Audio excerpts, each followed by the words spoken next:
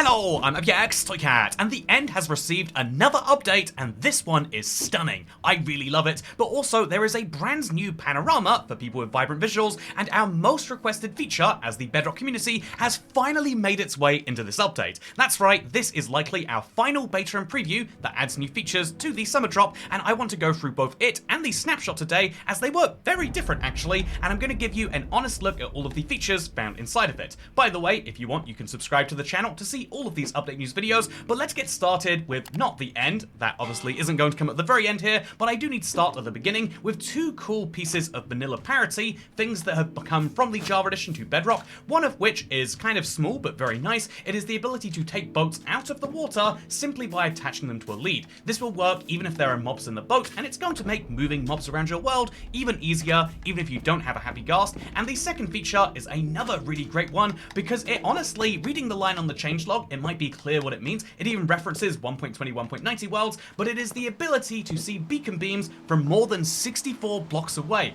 Can you believe this has finally come? That's right, we are now able to see beacon beams as if they are beacons. That is to say, it's not just while it's in your simulation distance, or actually even smaller than most simulation distances, but now you can go more than 64 blocks away and you'll still be able to see your beacon. So that beacon, which is now we can measure almost 100 blocks away from me, is still going to be visible. As long as the chunks that contain it are loaded, you'll still be able to see that beacon beam, and this is so cool. They said in the last update, like, yeah, they made it vertically visible, but it might take a while to get the rest done, but they've actually pulled it off. Look at that. I can see the beacon beam all the way over here if you look carefully, and I absolutely love it. Speaking of loving things, you know what, let's escape this rain that has decided to fall right now, because there are lots of other changes they've made in this beta, but the big one, the big headline, is obviously going to be what you find in the end. Because vibrant visuals really does seem to be a focus of this update, and I want to show you three of the most interesting things about it, and the fog definitely is the first, because if you've played with vibrant visuals, you'll know that it does re-add this fog back to Minecraft. We have the sorts of render distances we would have had 16 years ago, but now they have these beautiful graphics instead. But what's interesting about this fog is you'll notice that in a plains biome, it looks very normal, very white, but if we go into a savanna biome, the fog will change color quite subtly at first, but once you're deep inside, it will become this kind of more warm color, which immediately just makes the savanna feel like a warmer place. I think that this is absolutely nuts to see while you're in here, and you almost feel like the weather has changed or the time of day has changed, and the same is true when we go into the mangrove swamp. This is one of the newer biomes of Minecraft, and they did a great job updating it, but if we're talking about new biomes that Minecraft updated, there's one that I have to show you above all others, because I think this is the nuttiest example. So here you can see I'm in a roof forest garden, and your roof forest biome, and it's a nice little place, but there's a biome in here that I think is a perfect example for fog. It's one that people have been asking for fog in forever, and you're not ready to see what's about to happen now, because this is me entering the Pale Garden. Everything immediately starts to get dark. This isn't some effect for the video. This isn't the time just changing. In fact, if we look through the biome, you can see these spots of what look like moonlight, but if we look up through them, you can see that is the sun up there. This is the Pale Garden as of vibrant visuals, and I think that the amount that this changes by itself is nuts. The amount of atmosphere that can be added to this biome solely through this one change is incredible, and immediately you can see how even during the day, you'd be spooked out to come here, which is exactly what so many people were asking for. Again, I really feel like this is the beta and preview of delivering exactly what it is that people are going for, with a couple of interesting exceptions. The first of those is one that isn't bad or good, it's just kind of neutral. It's what happens when we go to the Minecraft menu, because you'll notice that even though we're in the preview, there is a brand new menu panorama. The panorama is the thing that appears behind all these menu buttons, the happy ghast that you're seeing right now, and yeah, outside of the lag that I experienced of the new UI, I want to point out the fact that yes, this is a brand new menu screen that you can see. However, you'll only see it if you have vibrant visuals on. So yeah, this is a vibrant visuals version of the Java panorama, they did fix the one missing XP that existed there. But yeah, if we go into this real quick and slide to video, if we don't have our vibrant visuals turned on, then we won't see this background anymore. If we have our graphics mode by default set to fancy, then we just get to see this regular old savannah. And I've got to say, something about the panorama being different really drives home just how crazy this is. Speaking of just how crazy this is, I want to point out the one bad part of vibrant visuals. So they've made so many sweeping changes. I'll show you a bunch of them right now. But the most interesting one to me that isn't listed on the changelog is the one that literally no one was asking for, because now if you want to change your graphics mode in-game, because you can change it on the menu anytime you like, but if you want to change it in-game, there is now a setting you'll have to enable, and it's disabled by default,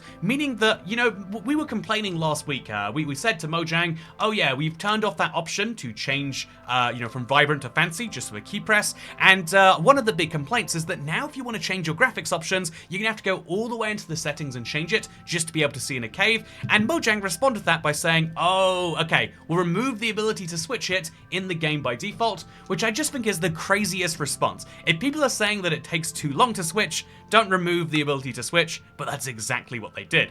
Speaking of exactly what they did, let's go back into our old testing world, shall we? And so I want to show you just a couple of other interesting examples before we jump into the snapshot. Because yeah, I think seeing this many intensive changes shows you how serious they are about releasing vibrant visuals, but I just want to show you a couple of fun ones. The first of which is drinking night vision. As you can see, not only does night vision look better, but the end looks better with night vision turned on. This is one of the nice changes they've made, but another change they've made that's very interesting is in the overworld here.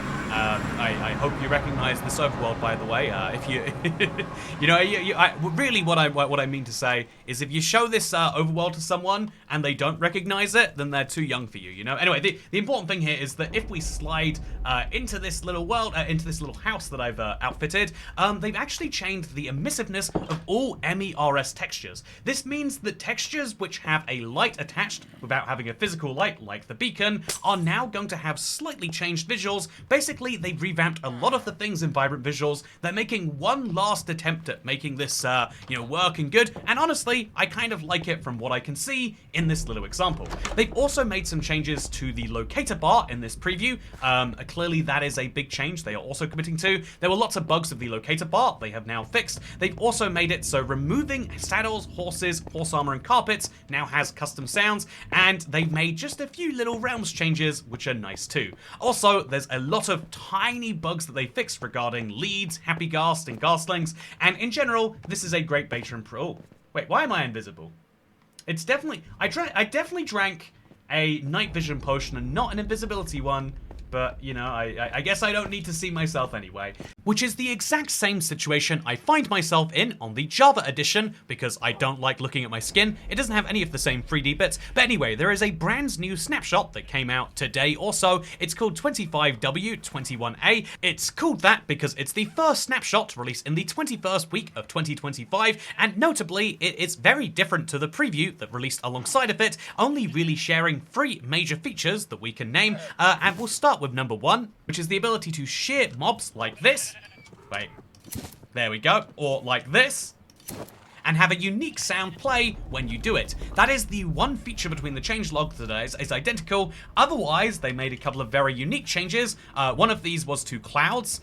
Showing the clouds before and after is kind of hard in game, but Bobbycraft has this really fun example of what clouds used to look like versus what they are now. Do you like the Java clouds more than you do before? I guess this is up for debate. But the second thing they've decided to do is make it so baby horses, which I'll get some of right now, can be, you know, better tempered, which is very confusing. They made it so that they can be fed carrots to heal, grow, or improve their tempers. So feeding carrots to heal, okay, that makes sense. If you damage a horse, hypothetically, you'll be able to heal them using carrots. Okay, using you know, carrots to like grow a horse, this is actually awesome. It's something that wasn't possible before, and it means that a really easy resource can be used to get your horse happy. But to improve their tempers, Has anyone ever had a horse that's had a high temper? Am I crazy for not knowing that mechanic exists? You know, I've been playing Minecraft for this many years, but apparently have never run into an ill-tempered horse. But yeah, if you ever want to make your horse temper go down, just give them some carrots. Otherwise, yeah, this snapshot has mostly made a lot of changes to things like data packs, etc. There's lots of new changes to that on Java, and it does seem like the Java edition, just like how Bedrock is heading towards its inevitable release, Java is heading towards its pre-release phase, which is basically the same as the certification that Bedrock has to go through, but still very interesting. This is the Java snapshot.